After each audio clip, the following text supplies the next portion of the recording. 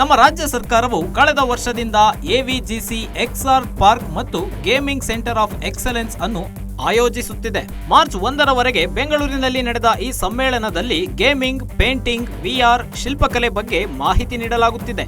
ಇದು ವಾರ್ಷಿಕ ಕಾರ್ಯಕ್ರಮವಾಗಿದ್ದು ಉದ್ಯಮದ ಕಂಪನಿಗಳು ಮತ್ತು ಸಂಭಾವ್ಯ ಹೂಡಿಕೆ ಅಭ್ಯರ್ಥಿಗಳನ್ನ ಒಳಗೊಂಡಿತ್ತು. ಸ್ಕಿಲ್ಫುಲ್ ಆಗಿ ಟ್ರೆಡಿಷನಲ್ ಬೇಸ್ ಇಟ್ಟುಕೊಂಡು ಕಲಾಕೃತಿಗಳನ್ನು ರಚಿಸೋದು ಯಾವ ಥರ, ಡಿಜಿಟಲ್ ಮಾಡೋದು ಯಾವ ಥರ ಅನ್ನೋದನ್ನು ಅವರು ಜನರಿಗೆ ಪರಿಚಯ ಮಾಡ್ಸೋಕ್ಕೋಸ್ಕರ ಈ ಥರದ ಇವೆಂಟ್ ಎಲ್ಲ ಮಾಡ್ತಾರೆ. ಹಾಗಾಗಿ ಇಲ್ಲಿ ಅಂದರೆ ಇವತ್ತಿನ ಜನ್ರೇಷನ್ಗೆ ಏನು ಬೇಕು, ಇವತ್ತಿನ ವಿದ್ಯಾರ್ಥಿಗಳಿಗೆ, ಕಲಾ ವಿದ್ಯಾರ್ಥಿಗಳಿಗೆ ಡಿಜಿಟಲೈಸ್ ಆಗಿ ಯಾವ ಥರ ಕಲಾಕೃತಿಗಳನ್ನ ಮಾಡೋದನ್ನು ಒಂದು ಇವೆಂಟ್, ಇದು ಭಾಳ ದೊಡ್ಡ ಇವೆಂಟು. ಇಲ್ಲೇನಾಗುತ್ತೆ ಅಂದರೆ ಈಗ ನೋಡಿ, ನಾವು ಅಂದರೆ ಬೇಸಿಕ್ ನಾವು ಈ ಪೋರ್ಟ್ರೇಟ್ ಅನ್ನೋದು ಬೇಸಿಕ್ ಸ್ಟಡಿ, ಇದೇನು ಕ್ರಿಯೇಟಿವ್ ಅಲ್ಲ. ಅಂದರೆ ಈಗ ನಾವು ಪರ್ಸನ್ಸ್ ಮಾಡೋದು ಆರ್ಟ್ ಅಂತ ಅನಿಸ್ಕೊಳ್ಳಲ್ಲ. ಪರ್ಸನಾಲಿಟಿ ಮಾಡೋದು ಅಂತ ಏನು ಹೇಳ್ತೀವಲ್ಲ ನಾವು, ಪರ್ಸನಾಲಿಟಿ ಮಾಡೋದು ಆರ್ಟ್. ಕರ್ನಾಟಕ ಸರ್ಕಾರವು ತನ್ನ ಕೆಲಸವನ್ನ ವೇಗವಾಗಿ ಮಾಡಲು ಸದಾ ಹೊಸ ತಂತ್ರಜ್ಞಾನದ ಮೊರೆ ಹೋಗುತ್ತೆ.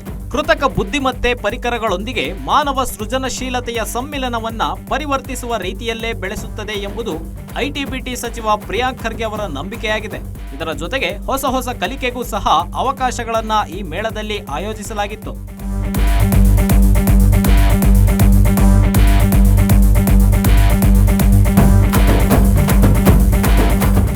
ಇನ್ನು ಈ ಮೇಳದಲ್ಲಿ ಆಸಕ್ತಿ ಇರುವ ವಿದ್ಯಾರ್ಥಿಗಳು ಭಾಗವಹಿಸಿದ್ದು ಗ್ಯಾರಂಟಿ ನ್ಯೂಸ್ ಜೊತೆ ತಮ್ಮ ಅನುಭವವನ್ನ ಹಂಚಿಕೊಂಡಿದ್ದಾರೆ. ಫಿಲ್ಮ್ ಅನಿಮೇಷನ್ ಬಗ್ಗೆ ಕುತೂಹಲಕಾರಿ ಅಂಶಗಳನ್ನ ಈ ಮೇಳದಿಂದ ಕಲಿತಿದ್ದೇವೆ ಎಂದು ಮನಬಿಚ್ಚಿ ಮಾತನಾಡಿದ್ದಾರೆ. 2 ದಿನಗಳ ಕಾಲ ನಡೆದ ಈ ಒಂದು ಮೇಳದಲ್ಲಿ ಹಲವಾರು ಅನುಭವಿ ಕಂಪನಿಗಳು ಸೇರಿದಂತೆ ವಿವಿಧ ಅಭಿರುಚಿಯ ವಿದ್ಯಾರ್ಥಿಗಳು ಭಾಗವಹಿಸಿದ್ದು ವಿಶೇಷವಾಗಿತ್ತು. ಆಕ್ಚುಲಿ ನಾನು ಫಸ್ಟ್ ಟೈಮ್ ಇಲ್ಲಿಗೆ ಬಂದಿದ್ದು. It was very wonderful. ತುಂಬ ಚೆನ್ನಾಗಿತ್ತು. ಅಂದರೆ ಹೇಗೆ ಬ್ರೇಕ್ ಡೌನ್ ಅದೆಲ್ಲ ನೋಡಿದೆ, ತುಂಬ ಚೆನ್ನಾಗಿತ್ತು. ಅಂದರೆ ಕ್ಯೂರಿಯಸ್ ಇತ್ತು, ಬಟ್ ತುಂಬ ಚೆನ್ನಾಗಿತ್ತು. ಎಐ ತಂತ್ರಜ್ಞಾನದ ಮೂಲಕ ಹೇಗೆಲ್ಲ ಗ್ರಾಫಿಕ್ಸ್, ವಿಸ್ತೃತ ರಿಯಾಲಿಟಿ, ಪೇಂಟಿಂಗ್ ಹೀಗೆ ಏನೆಲ್ಲ ಮಾಡಬಹುದು ಎಂಬುದರ ಸಂಪೂರ್ಣ ಮಾಹಿತಿಯನ್ನ ಈ ಮೇಳದಲ್ಲಿ ತಿಳಿಸಲಾಗಿದೆ. ಇಂತಹ ತಂತ್ರಜ್ಞಾನದ ವಿಶೇಷ ಕಾರ್ಯಾಗಾರವನ್ನ ಸರ್ಕಾರ ಮತ್ತಷ್ಟು ಆಯೋಜನೆ ಮಾಡಿ ಅರಿವು ಮೂಡಿಸಲಿ ಎಂಬುದು ಜನರ ಆಶಯವಾಗಿದೆ. Chandana Krishnappa, Guarantee News, Bengaluru. Guarantee News, ಸುದ್ದಿ ಖಚಿತ, ನ್ಯಾಯ ನಿಶ್ಚಿತ.